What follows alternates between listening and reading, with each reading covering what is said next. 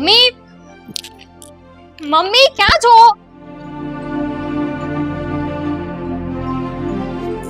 શું થયું? આ ચિઠ્ઠી શું કામ આપે? દવા લાવવાની તો લઈ આવો. દવા નથી, ચિઠ્ઠી છે. ફોઈ લખીને ગયા છે. શું લખ્યું છે ચિઠ્ઠીમાં?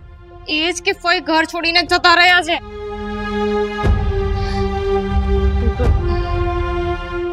કઈ બાજુ ગયા હશે? ક્યાં ગયા હશે? એવું કઈ લખ્યું નથી આમ. આખા ઘરમાં ગોત્યા, એમને ક્યાંય ન મળે. તમને ગોત્યા, તમે ક્યાંય નહોતા દેખાતા. અરે હું આ થોડું ગાર્ડનમાં બધું સરખું કરાવતી હતી. આમાં છે ને વાઘ તારો જ. મેં તને કીધું હતું ને, હા, કે એની સાથે તું આવું વર્તન નહીં કર. અરે માનું છું કે એનું 100% વાઘ હતો, પણ આવા લોકો હોય ને એને નાના છોકરાની જેમ મનાવવા પડે. હવે શું કરશું આપણે? અને તમે આવું કીધું ને, પછીથી એક પણ વાર મેં ફઈને નથી બતાવી. એક દિવસો દિવસ, રાત કે તો રાત. અરે હું કઈ કહેતી જ નહોતી એમને, પણ ન બોલું ને તો એમાં એમને વાંધો હતો કે તું કેમ મારી સાથે બાતતી નથી. અમે હવે ફઈને ક્યાં ગોતીશું? એક કામ કરો, હું મારો ફોન લેતી આવું. ફઈને ફોન કરીએ આપણે. જા, હું ફોન લઈ આવું મારો. હા, તે કઈ ઉંમર છે ઘર છોડીને જવાની? અને આટલી નાની વાતમાં આવી રીતે ઘર છોડીને કોણ જતું રહે? ફોન પકડાને આ ખોલને લોક. એક તો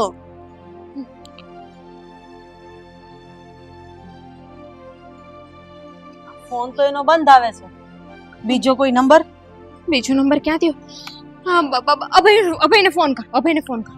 તું કર ને, મને આમાં તારા ફોનમાં નથી સમજ પડતી. હાલો હાલો. અરે આ રેખાબેન સાથે તારે કઈ વાત થઈ હતી બેટા? શું થયું? નહીં, હું એમ પૂછું છું, એ ઘર છોડીને જતા રહ્યા, તારે કોઈ વાત થઈ હતી એમની જોડે? નહીં. ઠીક છે, વાંધો નહીં. તું એક કામ કર, તું જલ્દી ઘરે આવ અને તારા પપ્પાને પણ લેતો આવ. આ હવે શું કરું કઈ સમજ નથી પડતી. આ ચિઠ્ઠી મૂકીને ગયા છે ઘરે. શોધવા તો પડશે ને ક્યાં ગયા છે. તું જલ્દી ઘરે આવ. ફૂઈ દેખાય તને કે? હા, મને તો નથી દેખાતા. ફૂઈ ફૂઈની દીકરી થતી. એ બધું છોડ, મારું બીપી લો થાય છે. ના ના હો, તમે બીમાર ના પડતા હો એટલે બધું એક સાથે હેન્ડલ નહીં કરી શકો. એક કામ કરો, તમે બેસો, હું ફઈને ગોતું આજુબાજુમાં. અંદર મૂકી જા મને, અહીંયા બેસીશ. હાલો હાલો.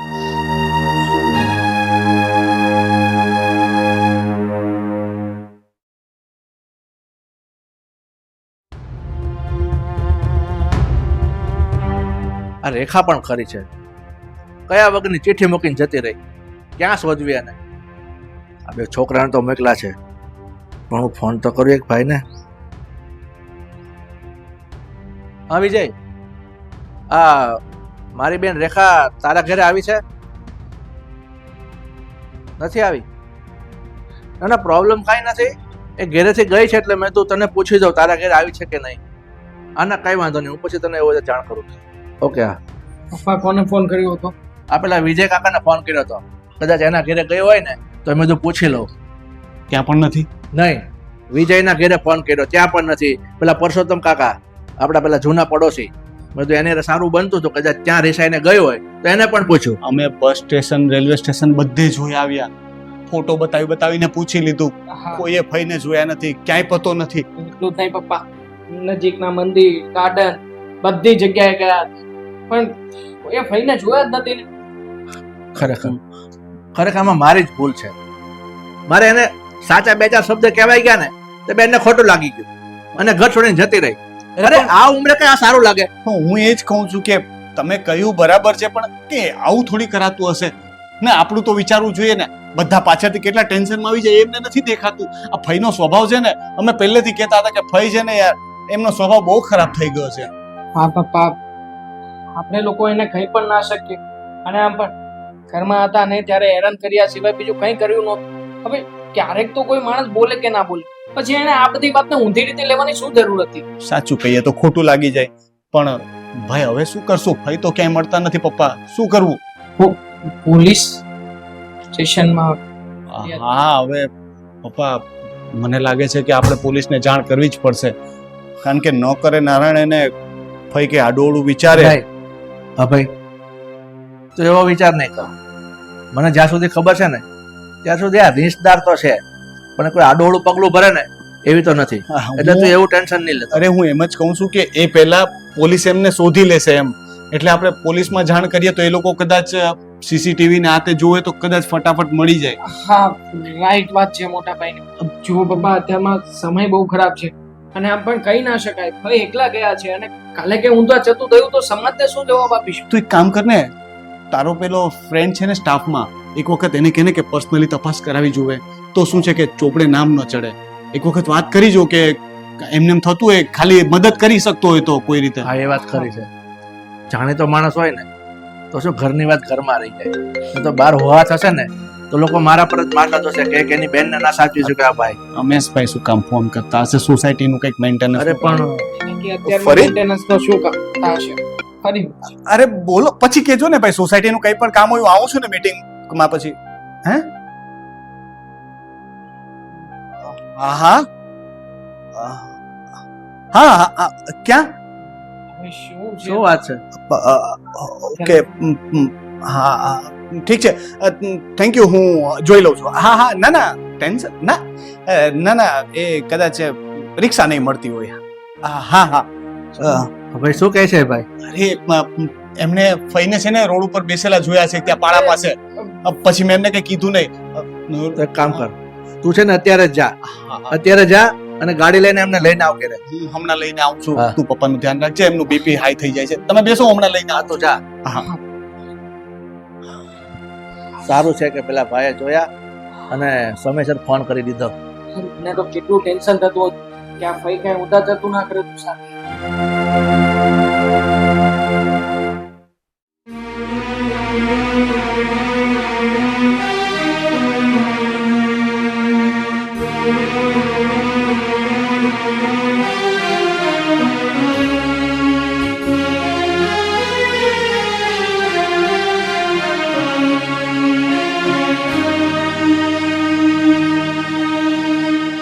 કેમ અહીંયા બેઠા છો ફઈ?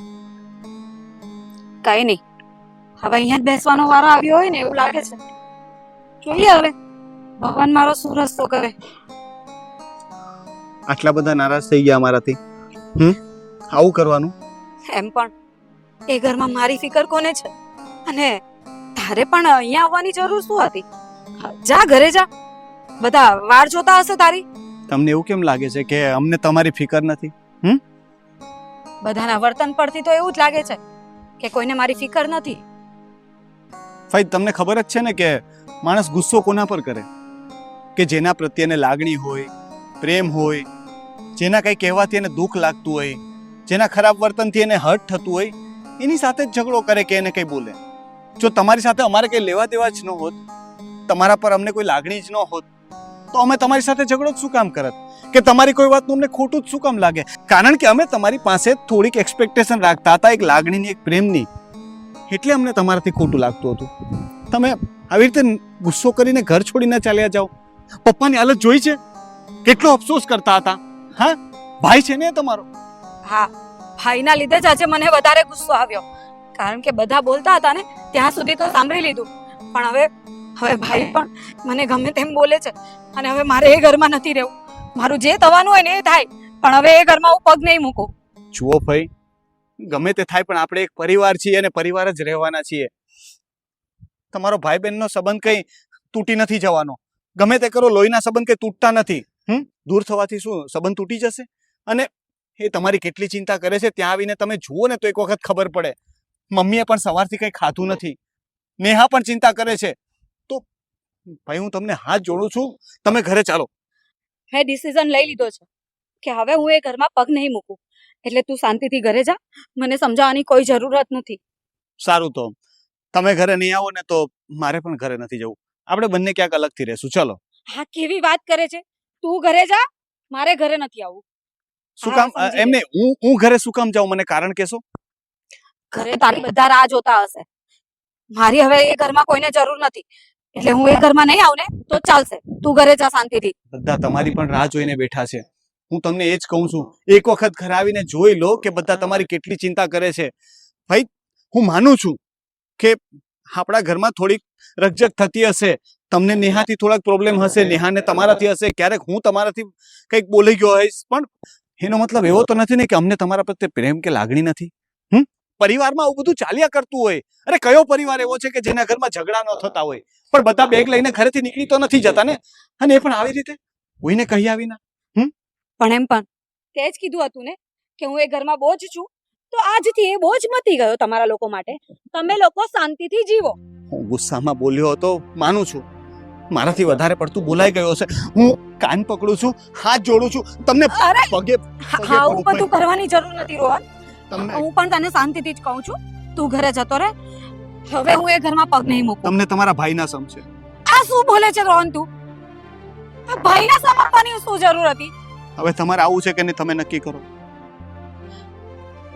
આ સમ આપીને તે મને મજબૂર કરી દીધી છે. એકવાર ચાલો, છતાં પણ તમને ખોટું લાગે ને તો તમે ફરીથી જતા રહેજો. અને હું તમને કહું છું કે આજ પછી તમે જેમ ઈચ્છશો ને એમ ઘરમાં થશે. તમે કહેશો એમ જ થશે. પ્લીઝ ચાલો. સારું.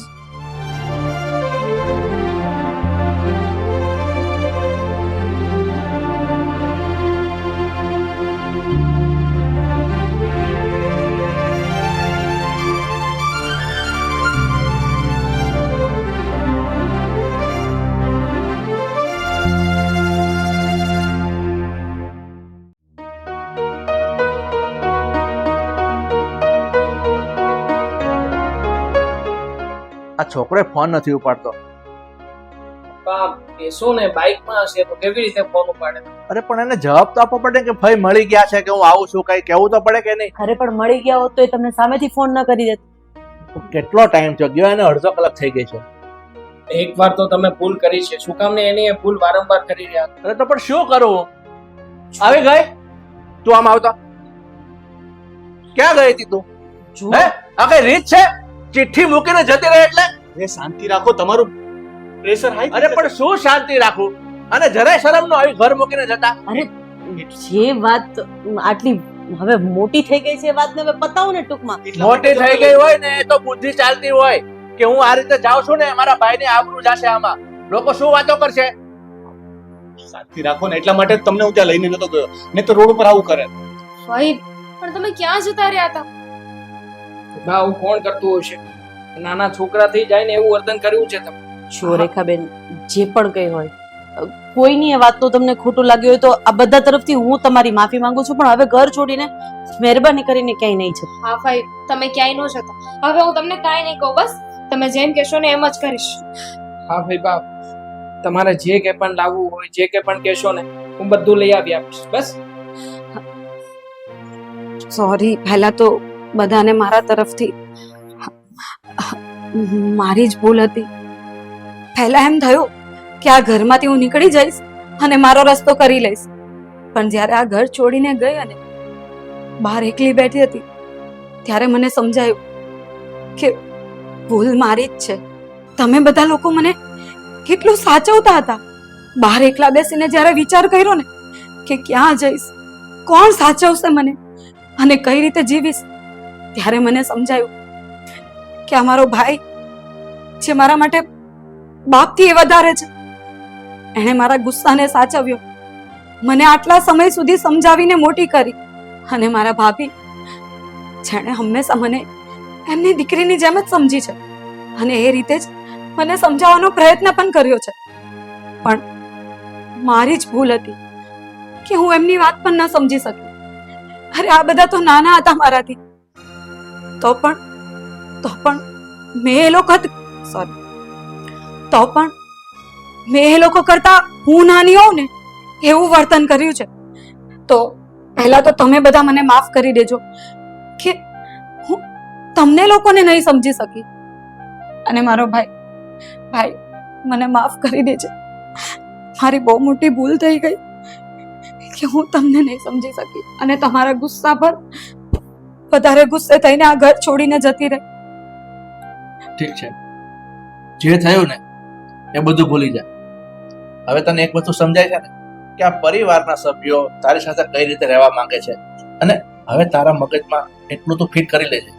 તું મારી બેન છે અને મેં તને મારી દીકરીની જેમ મોટી કરી છે, તો હવેથી છે ને આ બધો ગુસ્સો પડતો મૂકી દે.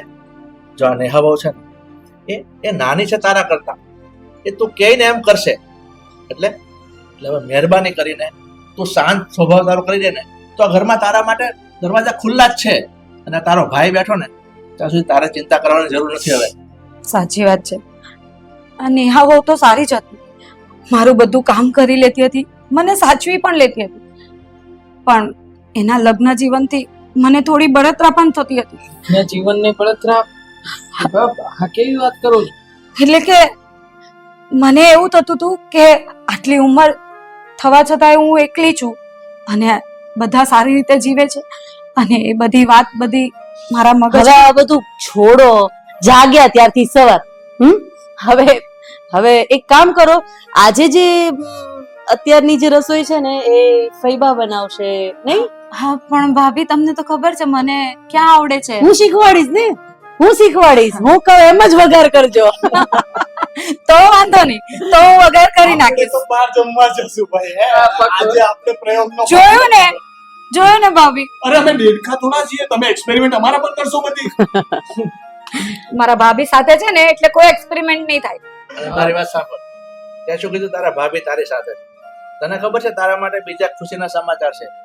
આ તારા ભાભીએ તારા માટે એક સરસ મજાનો છોકરો, હવે છોકરો તો ના કહેવાય, હું આદમી, શું તમે લોકો પણ જોયું ને, આ તમારા ભાઈનું એક જ કામ છે. પૂછો કયું? કયું? સરપ્રાઈઝ ખોલી નાખવાની, એટલે સરપ્રાઈઝ જેવું તો કઈ જ રહે જ નહીં.